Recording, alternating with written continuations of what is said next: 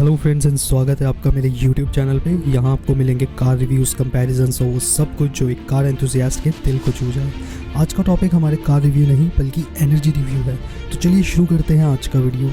इस समय ईवीज़ को सरकार और ऑटोमोबाइल कंपनी ज़ोरों से प्रमोट कर रही है, लेकिन इसके पीछे की वजह सिर्फ क्लीन एनवायरनमेंट नहीं बल्कि हमारे देश की डिपेंडेंसी भी है। जहाँ एक तरफ कंपनीज और सरकार इसे प्रमोट करने में लगी है, वहीं हमारे देश के कई लोग इसे एक्सेप्ट करने में हिचकिचा रहे हैं। उनका मानना है कि इससे उनकी मैस्कुलिनिटी पर प्रभाव पड़ेगा। क्या आप सोच सकते हैं कि लोगों की मर्दानगी अब एक गाड़ी का फ्यूल डिसाइड करेगी? माना कि मैनुअल गाड़ी को चलाने में लोगों को एड्रेनालाइन महसूस होता है, लेकिन क्या सिर्फ मज़े के लिए ईवीज़ के फ़ायदों को नकारा जा सकता है? वैसे तो मैं खुद काफ़ी समय तक ईवीज़ के खिलाफ था, लेकिन इंडिया जैसे दूसरे देशों पर पेट्रोल की डिपेंडेंसी देखते हुए मेरा नज़रिया पूरी तरह से बदल गया। और ऐसा नहीं है कि हम इसे अपनाने वाले पहले देश होंगे। यूएस, यूके, ऑस्ट्रेलिया और कई डेवलप्ड कंट्रीज़ ऑलरेडी ईवीज़ को तेज़ी से एक्सेप्ट कर रही हैं। तो आइए जानते हैं कैसे ईवी गाड़ियाँ हमें इन ऑयल कंट्रीज से छुटकारा दिलाने और भारतीय इकोनॉमी को इंडिपेंडेंट बनाने में मदद कर सकते हैं। जब भी आप अपना टैंक पेट्रोल से भरते हो तो 100 रुपये में से 85 रुपये चला जाता है फॉरेन कंट्रीज़ की जेब में।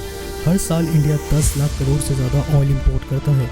अब अगर मैं आपको बताऊं कि हमारे देश की इकोनॉमी बूस्ट करने का एक स्मार्टर, क्लीनर और कॉस्ट इफेक्टिव तरीका है तो नमस्ते दोस्तों, आज हम बात करेंगे इलेक्ट्रिक व्हीकल्स यानी ईवीज़ के बारे में। क्यों ये सिर्फ एनवायरनमेंट फ्रेंडली नहीं बल्कि भारत के फ्यूचर के लिए एक एसेंशियल चॉइस है।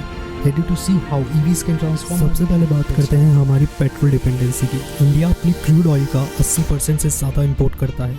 मतलब अगर हम ईवीज़ और पब्लिक ट्रांसपोर्ट की तरफ बढ़े तो 2030 तक हम 2.16 लाख करोड़ यानी $25 बिलियन तक बचा सकते हैं।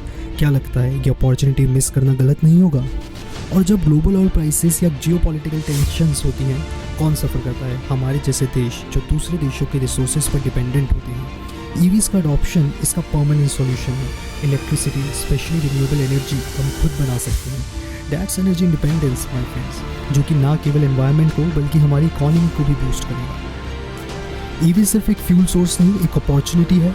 इमेजिन करो local manufacturing of EV batteries, जो चार्जिंग स्टेशंस के थ्रू $333 मिलियन का मार्केट क्रिएट होगा। और जॉब्स 50 मिलियन नए एम्प्लॉयमेंट अपॉर्चुनिटीज़ बनेंगे।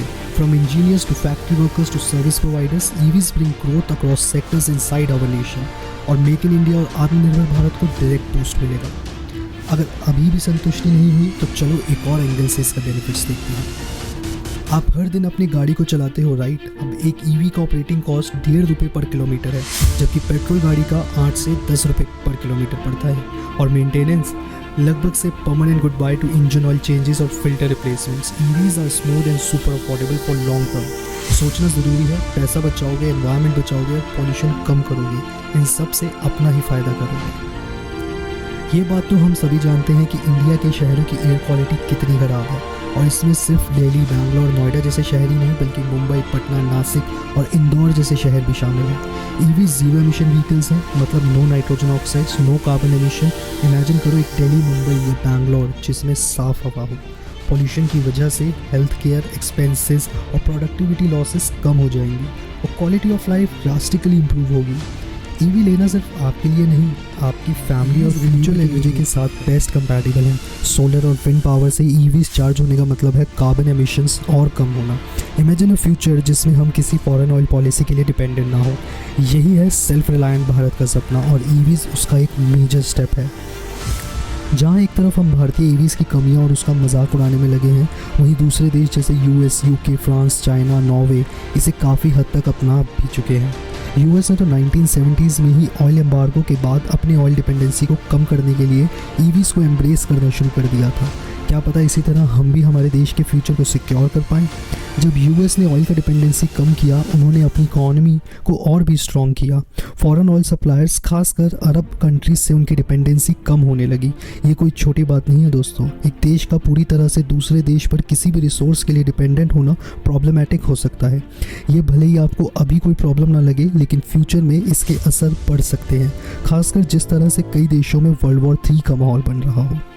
तो दोस्तों, ईवी सिर्फ पैसे बचाने या ग्रीन होने के बारे में नहीं है, ये इंडिया को स्मार्टर, स्ट्रॉन्गर और इंडिपेंडेंट बनाने के बारे में है। हर ईवी एक कदम है towards a better economy, cleaner environment और प्राउड फ्यूचर। तो अब डिसीजन आपका है कि आप रेडी हो चेंज एक्सेप्ट करने के लिए। कमेंट्स में ज़रूर बताएं, और अगर आपको ये वीडियो पसंद आया हो तो लाइक, कमेंट, शेयर ज़रूर करें। तब तक के लिए धन्यवाद।